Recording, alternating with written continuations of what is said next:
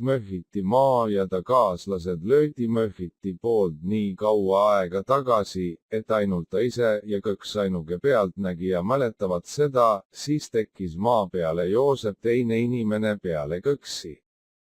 Kõks teates tõde läks ruttama Joosepile rääkima, mis juhtus, aga Joosep ei uskunud teda öeldes, kuidas saab mingi lendav asi tekitada minu. Kõks imestas, kuidas saab keegi arvata, et ta on Möhvitist tähtsam ja võimsam. Kõks proovis rääkida Joosepile tõtt, aga Joosep ei andnud oma valetega ja terroriseerimisega alla. Lõpuks ütles Kõks, targem annab järele.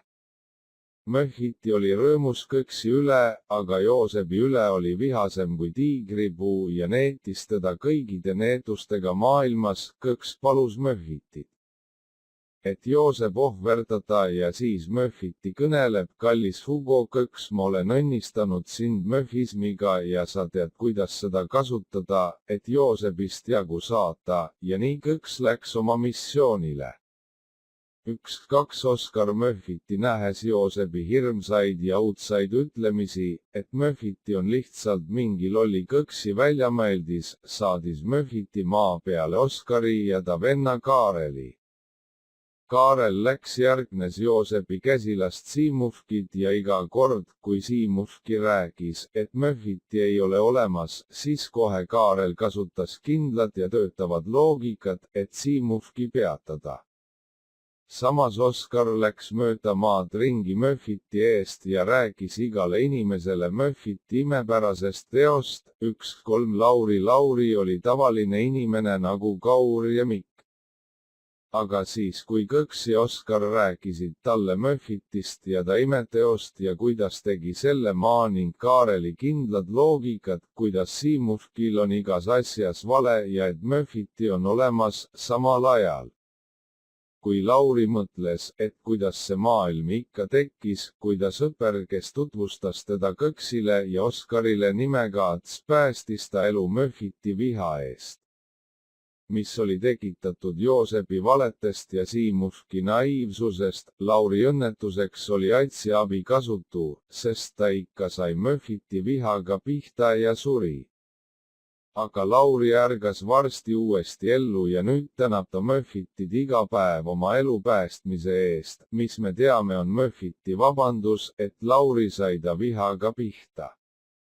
2-1 Möhviti ei teadnud, kuidas õieti karistada Joosepit ja ta käsilasi, aga siis andis Kõks talle idee, et kõik, kes ei usu möhvismi, muutuvad siis, kui nad surevad Möhviti orjadeks.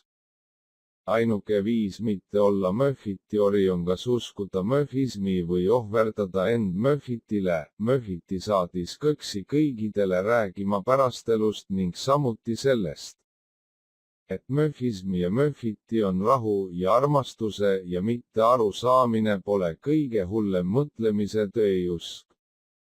2-2 Kõks peale seda, kui Kõks räägis kõigidele möhvismi reegleid, läks ta avastama uusimaid, nimelt Ameerikat. Aga kõik seal on juba ühe teise lolli inimese valesi uskuma hakanud ja Kõks põgenes nende jubetuste kuulamise eest.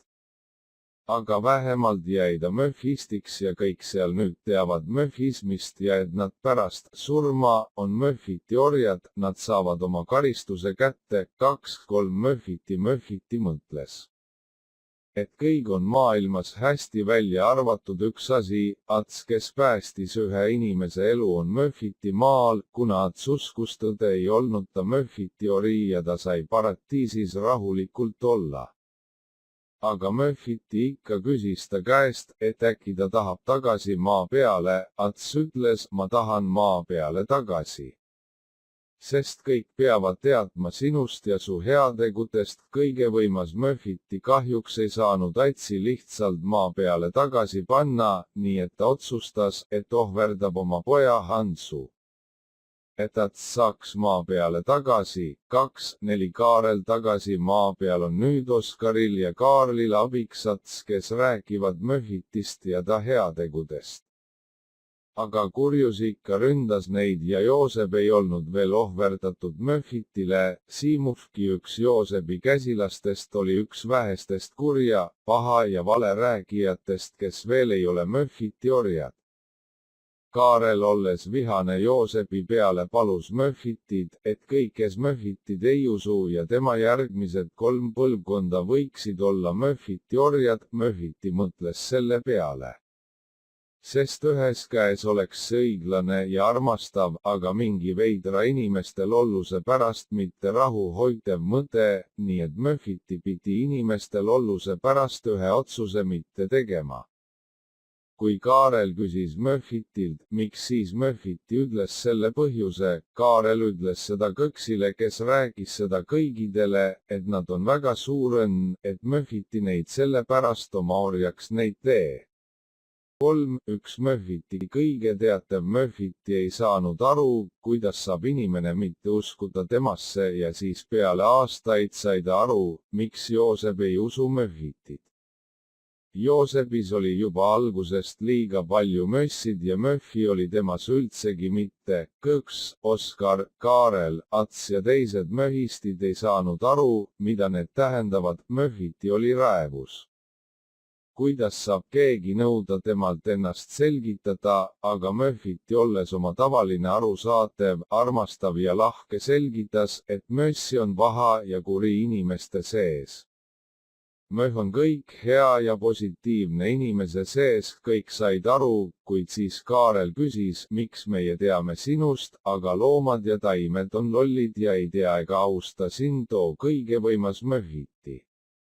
Möhhiti vastas, kuna inimene on tehtud Möhhiti silmes, siis inimene on perfektne, vigadeta ja lõputu hinnaga, aga muud elusolendid on ainult praht Möhhiti planeedil, ja kuna see toimus 24 päeval, 12 kuul, 12 aastal, siis see päev sai tuntuks ja tähistatakse siiamaani Möhhi päevana, sellepärast ongi 12 ja 24 Möhhi numbrid. 3, 2 kõksajaga hakkas rohkem ja rohkem inimesi hakkama möhistiks. Aga oli inimesi, kes ei uskunud Möhhitit, isegi mõned möhistid kahtlesid ja veel rohkem tahtsid teada, mis selle mõte on. Kõks aga ei andnud alla oma missiooniga Joosep kätte saada ja oma retketel olid ajad, mil tuntus, et see ei lähegi ega saagi minna paremaks. Kõks nendel aegadel hakkas harjutama oma vaimu. Ja nii temas Möh ainult tõusis ja mössi põles ta kehast välja. Oma reisidel kohtus ta paljudega, kelles oli väga palju mössid. Kõks aitas neil selle välja tuua ning näidas neile teed Möhhiti poole ja räägis neile Möhhitist, ta heategutest ja karistustest, kui sa ei usu Möhhitit. 3. Oskar Möh tõusis igal pool. Aga sellega koos tõusis ka mössi. Oskari ja ta meeskonna ülesanne oli välja põletada ja hävitada nii palju mössid kui võimalik, lisata Möhhi kõigidel. Rääkida Möhhitist ja valed inimeste ajust ära kustutada, kuid kahjuks oli inimesi, kes ei nõustunud tõega ja laiendasid valesi. Nende juht oli Joosep ja mõned teised tähtsad inimesed, seal oli Siimufki, Hugo ja Gregor ja neid vastaseid tuli ainult juurde, isegi vastaste laienemisega ei andnud Oskar ja ta tiim alla. Nad võtsid oma tiimi mõned, kes olid juba tuntud kui skeptikud nagu Mikk ja Kaur, mõned tavalised möhistid nagu Tõnu ja isegi mõned võõramaalased nagu Donald. Koos nad läksid retkedele hävitama valesi. 4. Üks Kaarel targate inimeste vastaseid ei olnud targad, aga neid oli palju. Möhhiti on nende üle vihane ja möhistides pettunud, aga ta teatis, et see ei ole nende süü. Kui möhistid ja valetajad kohtusid, hakkas võitlus ja üks neist muudis kõige. Peale võitlust ja peale möhistide kindlat võidu saadi Kaarel kätte ning tapeti. Kaarel ohverdas ennast Möhhiti eest. Ta on nüüd Möhhiti mõisas rahulikult elamas. Möhhiti on hea. Paar päeva hiljem oli sarnane võitlus, aga seal sai kahjuks suure vigastuse Mikk, kes ohverdas enda parema jala Möhhiti eest. aga see, et Mikkellu on ime, Möhhiti on hea, 4, 2 Möhhiti peale suuri kaotusi nägi Möhhiti, et möhhistitel on vaja abi, kui valed võidavad on kõige võimas Möhhiti kõik kaotanud. Sellepärast ta tekitas Oskarile appi Rinaldo ja Marti ja Kõksile appi Tristan 3, aga kuna Möhhiti oli hea ja arvas, et kõige tugevam ja kindlam, aga mitte kõige armastavam usk tuleb. Siis kui Möhhist kunagi ei olnud Möhhist, nii et ta lõi valetele appi Samueli, see on näite, et Möhhiti on hea, aus, armastav ja arusaatev ja isegi liigagi lahke, 4, 3 retked olid rasked.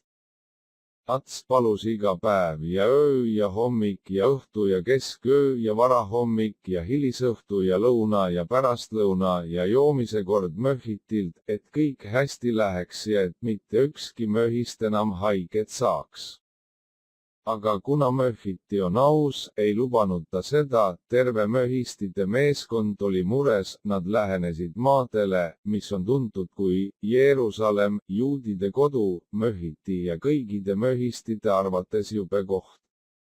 Aga selleks, et möhhism ja tõde oleksid teada kõigidel, pidid nad selle riski võtma. 4 Kõksil nüüd olles abiks Tristan 3 oli nüüd Atlandist palju lihtsam möhhismiliseks teha.